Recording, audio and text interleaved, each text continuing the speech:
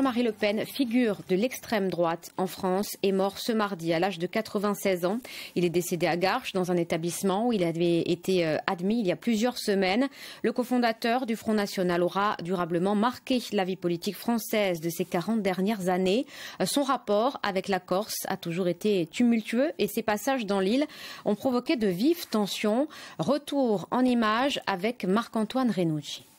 Je m'apprête à m'en aller bientôt et je suis assez fier tout de même de l'action qui a été menée, même si je déplore qu'elle n'ait pas été majoritaire pour l'instant. Septembre 2022, Jean-Marie Le Pen évoquait déjà l'éventualité de sa mort. Au crépuscule de son existence, le vieux leader d'extrême droite regrettait aussi de ne pas avoir pu faire gagner ses idées. Tout au long de son parcours politique, y compris en Corse, le conflit et les provocations ont en effet souvent pris le pas sur les logiques électorales. Le préfet de connivence avec les séparatistes.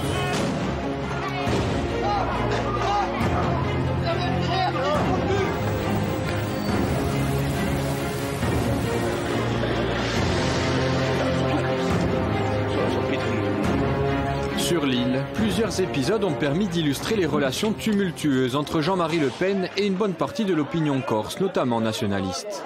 Février 1992, des militants d'Aguncolta Nationalista empêchent le chef de file du Front National de mener son meeting à Ajaccio, alors qu'il n'a déjà pas pu débarquer à Bastia la veille. Si c'était moi qui étais au gouvernement, tu verrais un peu. Mais justement, c'est pour ça qu'on me fait le droit là.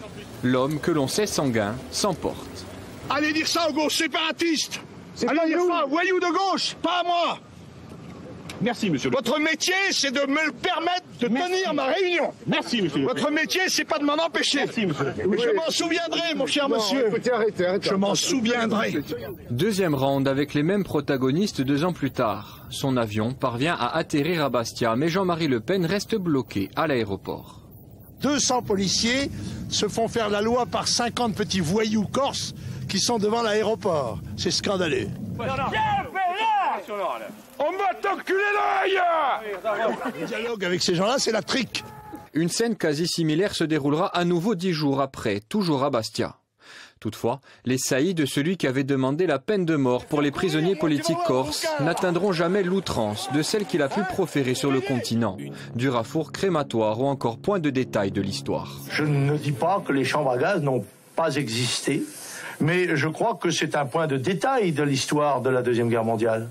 Au niveau électoral sur l'île, les scores du Front National ont durant les années 80 et 90 quasiment toujours été inférieurs à ceux enregistrés sur le continent. Mais le 21 avril 2002, la tendance s'inverse. Lors d'un premier tour de présidentiel resté dans les mémoires, le résultat corse de Jean-Marie Le Pen dépasse celui du national, pourtant très élevé. Une dynamique qui va d'ailleurs s'amplifier par la suite lorsque sa fille Marine opérera sa stratégie de dédiabolisation du mouvement. Les derniers voyages de Jean-Marie Le Pen sur l'île se dérouleront dans une ambiance moins électrique.